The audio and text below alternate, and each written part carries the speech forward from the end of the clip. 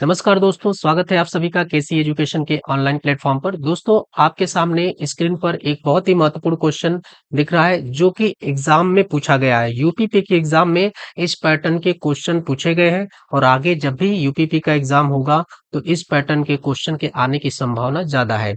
आइए समझते हैं इस क्वेश्चन का बेस्ट अप्रोच क्या हो सकता है, बेस्ट कंसेप्ट क्या हो सकता है जिससे इस सवाल को हम लोग कम समय में कर लें। आप लोग वीडियो को पॉज करिए और पॉज करने के बाद आप इस सवाल को स्वयं एक बार करने की कोशिश करिए, समझने की कोशिश करिए। ठीक है, आइए मैं इसका सॉल्यूशन बताता हूँ। कराए कि एक जहाज के किनारे से 20 किलोमीटर दूर पर रिसाव शुरू हो जाता है। रिसाव के बावजूद जहाज किनारे की ओर 12 किलोमीटर प्रति घंटे की रफ्तार से आगे बढ़ने में सक्षम है। जहाज केवल 23 मिनट तक ही जल प्लावित रह सकता है। यदि किनारे से एक बचाव नौका को जहाज की ओर भेजा जाता है और जहाज के चालक दल और यात्रियों को निकालने में 8 मिनट लगते हैं, तो बचाव नौका की न्यूनतम गति क्या होनी चाहिए जिससे लोगों को सफलतापूर्वक बचाया जा सके। अब देखिए, इतना बड़ा सवाल, इतनी सारी कहानी बनाया हुआ है। आपको मैं सिंपल भाषा में समझा देता हूँ। सपोज करिए कि ये क्या है, किनारा है, ठीक है। और इस किनारे से, ठीक है, इस किनारे से 20 किलोमीटर की दूरी पर, 20 किलोमीटर की दूरी पर कोई नौका है, ठीक है, जिसमें रिसाव शुरू हो जाता है। ये सपोज करिए नौका है, इसमें रिसाव शुरू हो जाता है। अब इसके साथ क्या है कि ये 23 मिनट तक ही जल प्लावित रह सकती है, 23 मिनट बाद ये डूब जाएगी।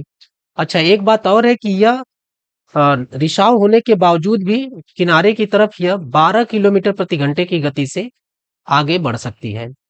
इतनी बात आप लोग समझ गए होंगे। अब देखिए, यहाँ से एक बचाव दल को भेजना है। बचाव दल यहाँ पहुंचेगा नौका के पास और नौका में जितने लोग बैठे होंगे उनको बचाकर अपने नौका में लाएगा। ठीक है, तो ये प्रोसेस करने में 8 मिनट का और समय लग जाएगा, 8 मिनट और लगेगा। ठीक है, यानी टोटल 23 मिनट है आपके पास और जिसमें से 8 मिनट आपको क्या करना है, 8 मिनट का यूज क्या करना है कि इनको बचाने में इस नौका से ट्रांसफर करना है दूसरे नौका में। यानी आप कह सकते हैं कि 15 मिनट में जो बचाव दल है उसे को किनारे से इस नौका के पास पहुंचना है, किनारे से इस नौका के पास पहुंचना है। 15 मिनट जो है समय, ठीक है, इसको पहुंचने में लगाना है और बाकी 8 मिनट का समय इनको एक नौका से दूसरे नौका में ले जाने में लगाना है। ठीक है, इतनी बात सबको समझ में आ गई होगी। और दूसरी बात यह है कि ये देखिए 12 किलोमीटर प्रति घंटे की गति से रिसाव होने के बावजूद भी ये किनारे की तरफ 12 किलोमीटर प्रति घंटे की गति से मूव कर रही है। अब देखिए दोस्तों, आपको पता है कि इधर से बचाव दल आ रहा है, इधर से नौका भी आ रही है। तो बचाव दल की स्पीड हमको नहीं पता, तो हम मान लेते हैं एक्स किलोमीटर प्रति घंटा है। अब देखिए, आपको पता है कि जब दो वस्तुएं अपोजिट डायरेक्शन में आती हैं, ठीक है, तो उनकी चालें जुड़ जाती हैं। देखिए यहाँ पे यक्स किलोमीटर प्रति घंटा बचाव दल की चाल है, यक्स, और उधर से सामने से जो नौका आ रही है उसकी चाल कितनी है, 12 किलोमीटर प्रति घंटे है। तो यक्स प्लस 12 हो जाएगा। अपोजिट डायरेक्शन होता है तो चालें क्या होती हैं, जुड़ जाती हैं। अच्छा, कितने समय में इसे पहुंचना है, कितने समय में, तो देखिए चाल हो गया और चाल गुणे समय, तो 15 मिनट में पहुंचना है और 15 मिनट में कितनी दूरी तय करना है, 20 किलोमीटर की दूरी तय करना है। तो चाल गुणे समय करेंगे तो क्या मिल जाएगा आपको, दूरी। अब चूंकि ये मिनट में है तो इसी को घंटे में कन्वर्ट करने के लिए 60 से हम यहाँ पे डिवाइड कर देंगे। अब देखिए टोटल डिस्टेंस आ जाएगा कितना, 20 किलोमीटर। यह बात आप लोग समझ गए होंगे कैसे हमने इक्वेशन लिखा। ठीक है, चलिए, अब देखिए, अब इसको हम लोग आराम से सॉल्व कर लेंगे, आंसर आ जाएगा। देखिए 15 चौक को 60 और 20 चौक को 80, यानी यहाँ पे मैं सॉल्व कर दे रहा हूँ। एक्स प्लस 12 इक्वल टू कितना आ गया, 80।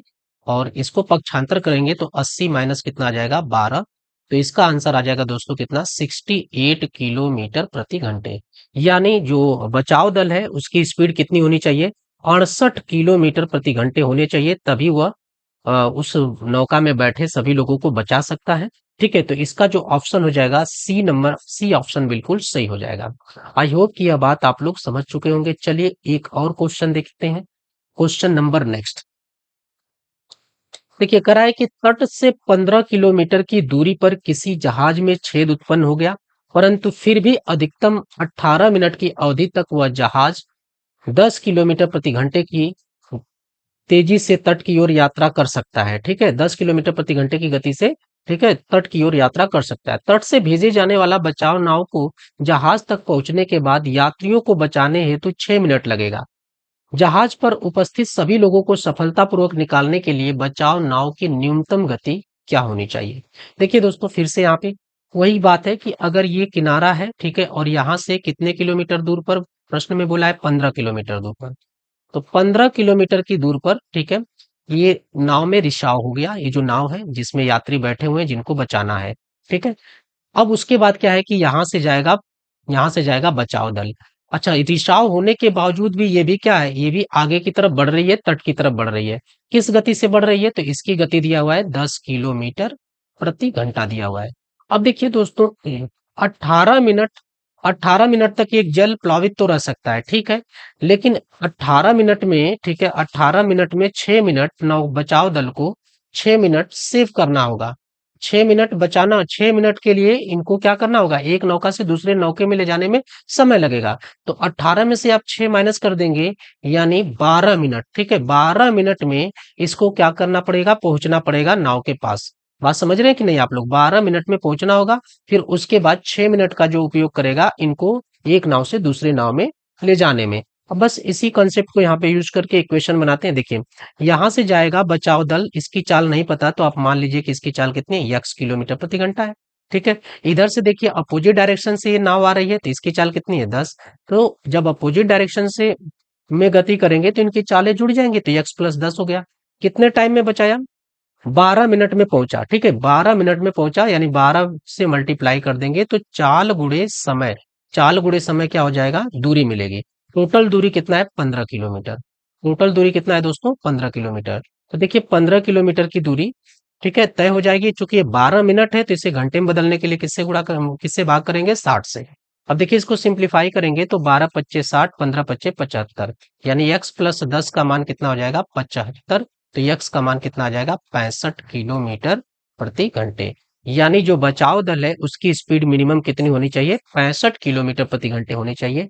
तो मैं उम्मीद करता हूं कि इस तरीके का प्रश्न अब कभी भी एग्जाम में आपके सामने आएगा तो आप सॉल्व कर लेंगे, क्योंकि मैंने देखा है प्रीवियस ईयर में 2 शिफ्ट में लगातार ये प्रश्न पूछा गया है। ठीक है दोस्तों, तो आप लोग इसे अच्छे से कर लीजिएगा, क्वेश्चन को समझ लीजिएगा। ठीक है, ये क्वेश्चन काफी इंपॉर्टेंट है। तो इसी तरीके से आप लोग चैनल से जुड़े रहिए, हर दिन मैं कुछ ना कुछ नया आप लोगों के लिए जरूर लाऊंगा, ताकि आपके लिए आसानी हो एग्जाम के अंदर क्वेश्चन को सॉल्व करने में। तो आज के लिए इतना ही रखते हैं। Thank you so much.